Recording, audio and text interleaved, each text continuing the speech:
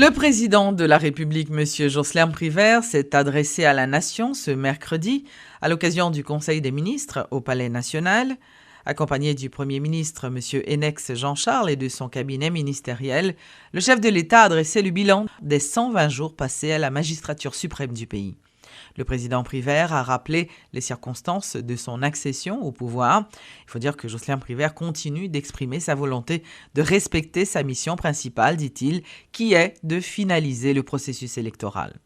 Il a également exhorté les parlementaires à prendre leurs responsabilités en se réunissant en Assemblée nationale afin de prendre les dispositions qui s'imposent, comme l'indique l'accord politique du 5 février 2016. Sous la signature des deux présidents des deux chambres, une note qui est publiée. Et une note qui est publiée qui crée la confusion entre le rôle de l'Assemblée nationale, où les deux bureaux se sont substitués à un vote attendu de l'Assemblée nationale. Cette note publiée fort tard hier soir, sous la signature de ces deux présidents, n'est pas la réponse à la situation que l'on crée. L'accord était formel. À l'expiration des 120 jours, il revenait à l'Assemblée nationale de prendre les décisions qui s'imposent. Par rapport à cette note, nous croyons qu'il était nécessaire pour nous adresser à la nation, pour nous dire que la situation est sous contrôle. Les autorités de l'État assument pleinement leurs responsabilités. Le gouvernement est fonctionnel, président provisoire et un mandat de 120 jours, je me rends disponible pour la décision attendue de l'Assemblée nationale. Moi dis et m'a répété, rien ne serait plus risqué pour le pays de ne pas arriver à l'installation au plus tard le 7 février 2017 d'un nouveau président de la République élu dans des élections honnêtes, crédibles et démocratiques.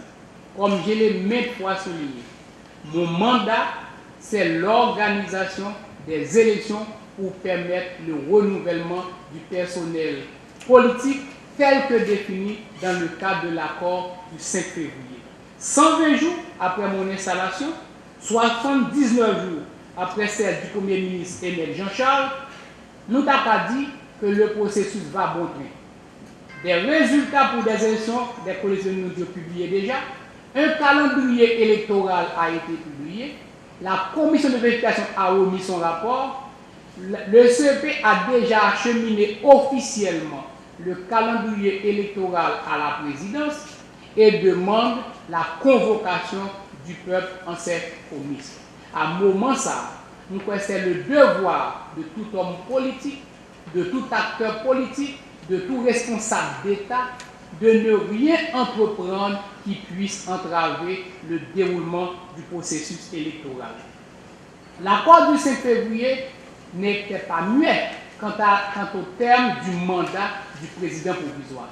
C'était tellement évident que les dates fixées dans le cadre de cet accord pourraient ne pas se matérialiser que l'accord avait déjà créé des provisions, le cas échéant, pour que l'Assemblée nationale puisse décider du prolongement, de la prolongation du président provisoire ou dans un autre cas, mettre fin à ce mandat. Aujourd'hui encore, moi j'ai été attaché à l'accord là, m'attendre instamment à ce que l'Assemblée nationale, telle que prévue, se réunisse et décide de la position à adopter.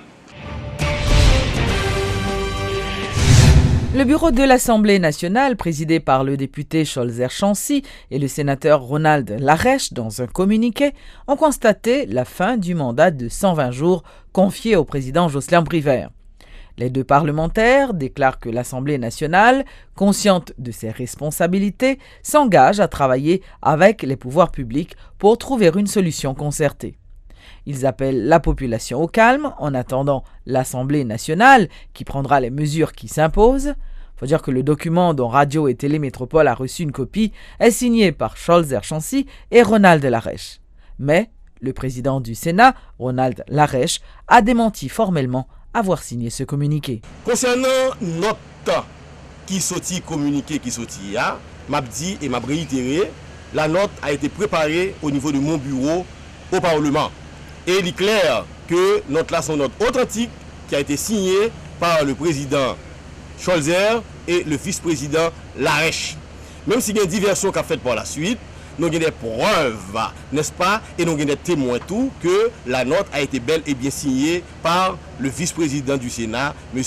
Ronald Larèche, son note authentique qui constatait la fin du mandat du président Privert et qui dit que les trois pouvoirs de l'État, on ne va pas dire les trois pouvoirs puisqu'il y a un pouvoir qui n'est plus debout, n'est-ce pas, le pouvoir exécutif, puisque pas le président, eh bien les deux pouvoirs de l'État, le pouvoir judiciaire et le pouvoir législatif, ils vont le concerter pour que ils viennent avec la solution pour la nation. The OAS continues to play a critical role throughout the hemisphere. John Kerry, le secrétaire d'État américain, lors de l'ouverture officielle des travaux de la 46e Assemblée générale de l'OEA, a demandé qu'Haïti aille de l'avant dans son processus électoral pour relever les défis qui l'attendent.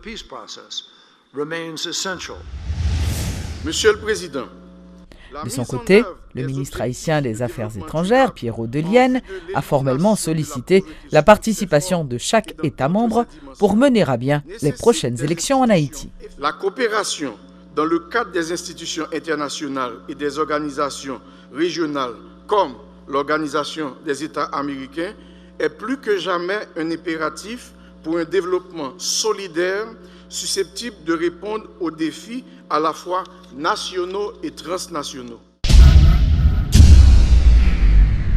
Le ministre de la Justice, Camille Edouard Junior, a annoncé la levée de la mesure de suspension de port d'armes à feu par le Conseil supérieur de la police nationale, le CSPN.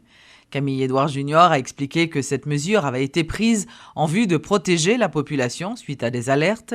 Le garde des Sceaux insiste sur le fait que la levée est provisoire et peut être rétablie à n'importe quel moment si le besoin se fait sentir. Charles-Henri Becker, ancien candidat à la présidence, est révolté par la situation politique actuelle. Il dit craindre pour l'avenir des Haïtiens. Parallèlement, le responsable du parti Respect critique la décision d'annuler les permis de port d'armes prise par le gouvernement.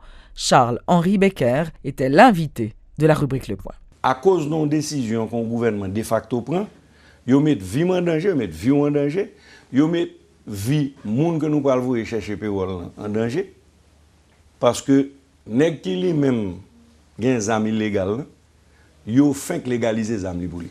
Parce que quand il y a personne va contre il à moins que s'il ou là. Parce qu'il n'y a pas besoin de permis les mêmes. Vous comprenez? Bon, faut me dire que étant donné que nous sommes monde qui démocrate, premier bail moi fait, nous avons association, nous avons l'association pour demander à l'association écrit gouvernement pour que nous disions bah ça va continuer. OK, comme nous avons un petit temps devant nous et n'a pas laissé gérer. Mais s'il n'est pas arrivé à gérer, Wendell, et moi, je ne peux pas chercher Péwal là. Parce qu'effectivement, son couvre-feu lié, il y aurait le couvre-feu. Monsieur lui-même, comme intelligent, il dit qu'il n'y a pas de couvre-feu. Non, décret. Ce n'est pas couvre-feu. Il n'y a pas couvre-feu. Alors c'est ça, oui, c'est là où il y a passé dans la bêtise. Vous comprenez? Moi-même, je suis clair. Je crois que tout Haïtien est pour chita, pour réfléchir, et pour voir qui gens que eux-mêmes quittent son manifestation, sortent pour faire pour que nous rentrons dans l'ordre constitutionnel.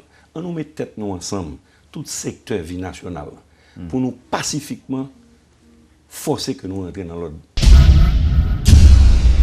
La Commission nationale des marchés publics a mis sur pied un atelier de 3 jours ce mercredi. Selon Yvon Oreste, le responsable de formation, cette activité est organisée à l'intention des délégués issus des ministères des Finances, des Travaux publics, de la Santé, de l'Éducation et de l'Agriculture.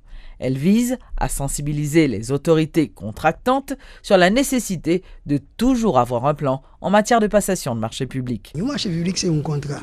Alors, il y a un sens courant dans la rue, on dit marché public, on va le marché, on va le Kouaboussa, on va le marché en bas. Oui, ça, c'est sens commun que on va à marché public. Mais nous-mêmes, dans CNMP, lorsque nous parlons de marché public, c'est contrat que l'État ou bien une collectivité gagne avec une entreprise pour capable soit acheter un bien ou bien soit faire exécuter des travaux ou bien soit pour réaliser des services ou bien des prestations intellectuelles. Donc contre ça, c'est lui-même qui marché public là. Pour qui ça fait les publics, c'est parce que c'est des données publiques qui a utilisées et c'est parce que tout est bénéficiaire, c'est la collectivité. Donc c'est ça fait le marché public. Mais ou même en particulier, une banque par exemple qu'on a besoin de faire construire un local, et bien, ils lancent un appel d'offres, ils font marcher tout. Sauf que marché, ça, sont marchés privés, parce que l'argent, ce n'est pas l'argent public. Vous comprenez? C'est ça qui fait la différence, non seulement. Il y a des outils clés dans le système de passation de marché, c'est ça, les plans de passation de marché. Et d'après la loi, au 31 octobre ou plus tard, toute administration publique a dû déposer un plan préalablement à la CNMP et publier dans les journaux. Donc, de sorte que tout le monde qui vend bien service ou bien qui exécuter des marchés de travaux, il est au courant de qui activité d'appel d'offres qui pourra gagner la institution et préparer pour participer.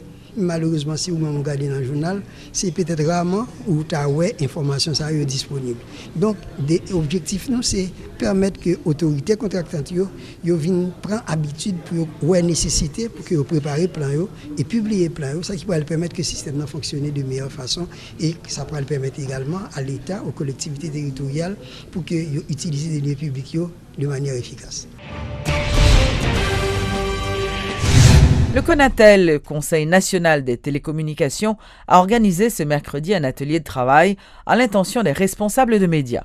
Le directeur général de cette institution, qui est Jean-Marie Altema, a rappelé que la radiodiffusion joue un rôle fondamental dans le développement socio-économique d'un pays.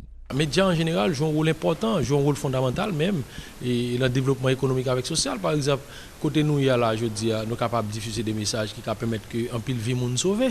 Et nous sommes capables de diffuser des messages qui sont capables de former le monde, nous sommes capables de diffuser des messages qui sont capables de avoir l'autre comportement par rapport à deux actions qu'ils sont capables de commettre. Donc c'est pour dire que les médias, ils ont un centre même développement social et économique. Et les médias, ils jouent un rôle de relayer information et qui traite lui-même que le partager avec la population pour qu'ils soient capables de gagner des comportements, faire des choix économiques.